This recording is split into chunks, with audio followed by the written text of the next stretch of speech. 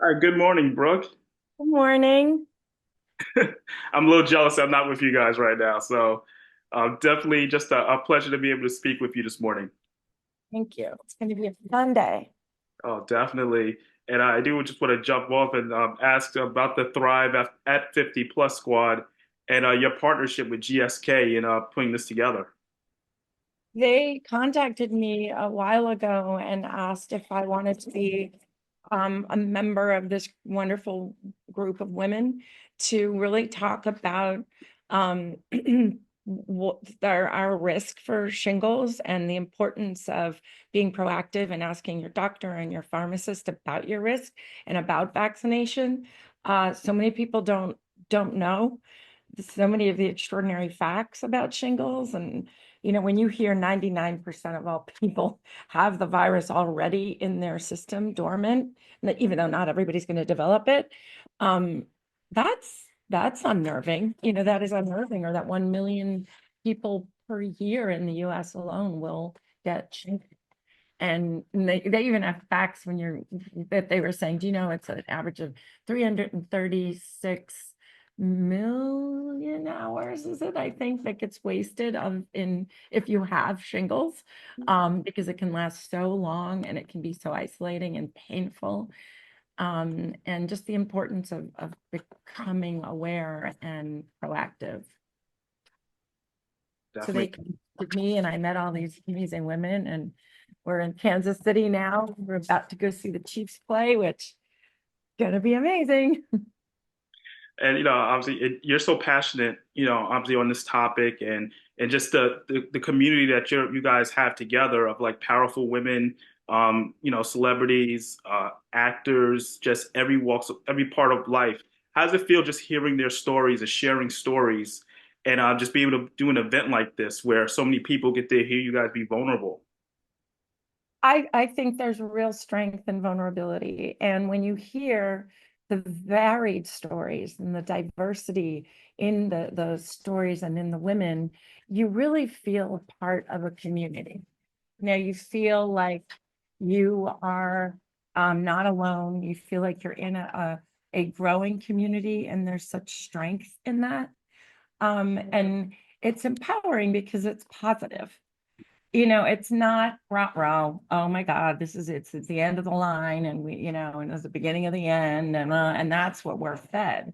That's what marketers do, and that's what the beauty industry does. And these women are saying, no, that is not it. Yes, there are certain challenges, but we have the power to self-advocate, ask the questions, be proactive, and like feel like there's a future, and you can approach it fearlessly, but informed. So it's been really nice. When you hear all the stories, you're just like, wow.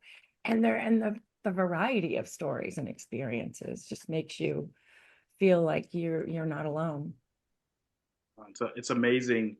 And have you got a chance? I know Donna Kelce is hosting today because I was in Kansas City. Have you got a chance to really like speak with Donna and just kind of like share some things going on? And obviously her son is playing today, so it's like a lot on her mind.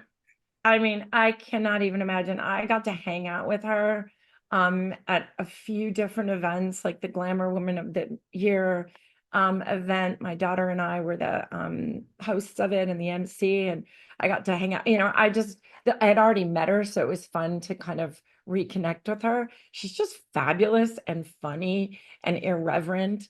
And she's like, "Can you believe all this?" And I'm like, "Boy, you inherited and you created, and then you inherited quite the story." And she's just she's so down to earth about everything, and that's what all these women were. It was so refreshing because nobody was superior, and nobody it's just they're women at their best. And to be at the game with her is going to be surreal. I have to say, it's going to be surreal. I'm going to have to stay warm but pinch myself.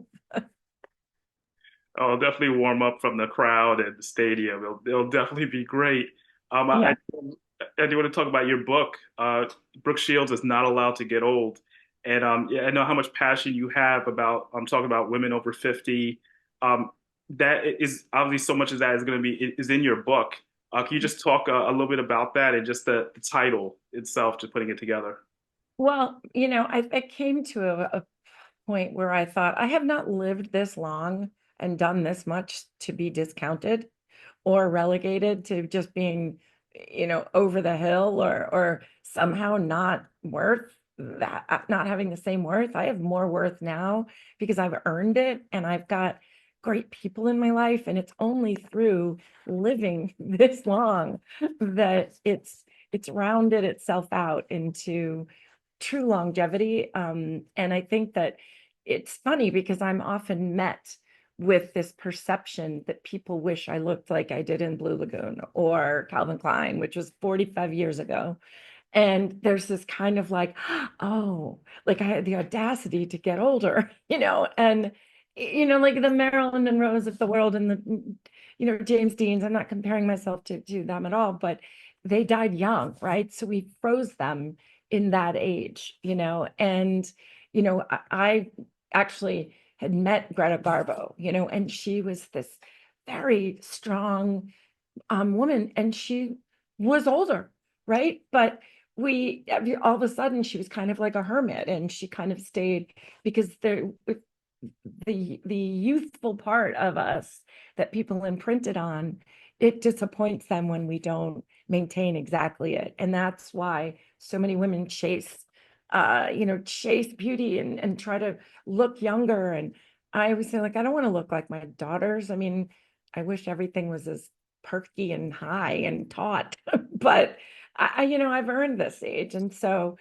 I was talking to somebody at a cocktail party, and he was just talking about wine and kind of puffing up, and and I mentioned my age. And the minute I mentioned my age, I was talking about wine, but I threw in my age to like as a correlation because I thought it would be funny.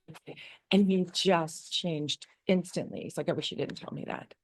And I thought, wow, that's so interesting from a societal, historical, male way of it made him older if I was older.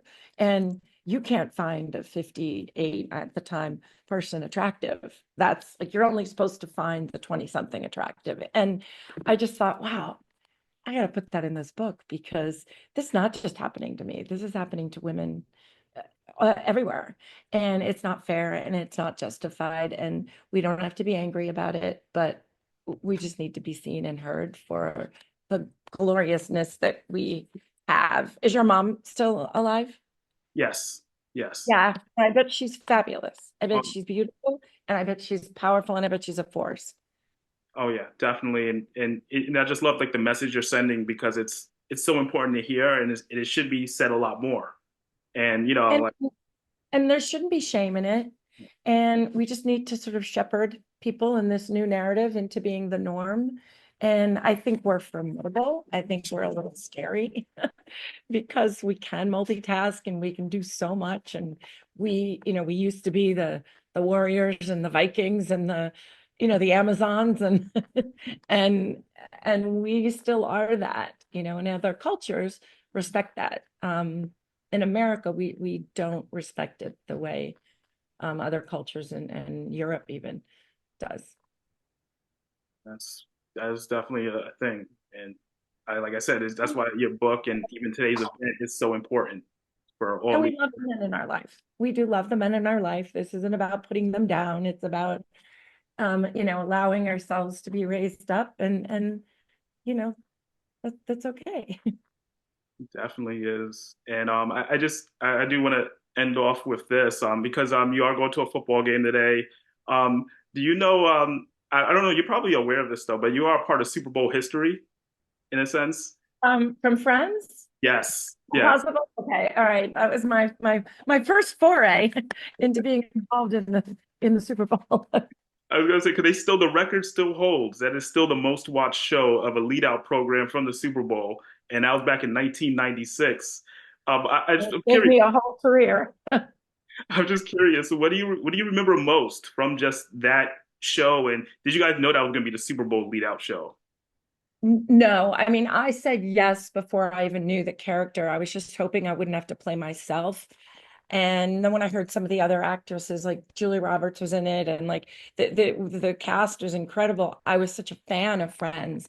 What I remember the most is being able to trust my comedic instincts and first being told to downplay my character, to not play it so crazy, and then begging them and saying, please, please, can I do it the way I want to do it? And they wouldn't let me do it at first. And then during the second take, the second pass, they always do things twice, each scene, they said, from like across the stage, Shields, put it back in. And and I remember thinking, my comedic instincts are being trusted. They're letting me do it. And I literally did that licking the crazy laugh thing. And I got my own show the next day. Like literally the next day, I got my own show. And I'll never forget all the guys in suits who are all the executives coming in to watch it. And me thinking, like, God, I wonder if it's like a tour or something, realizing they were all the executives and they were like scouting me. And it changed my life. I mean, I got my own show, and it was 4 years of some of the best times I've ever had creatively. Definitely such an iconic moment and always memorable. Brooke, thank you so much for taking the time. It's an honor. Look You. forward to being a great event today and, a great football game as well. Yes, I hope you enjoy it. Thank you so much. Thank you.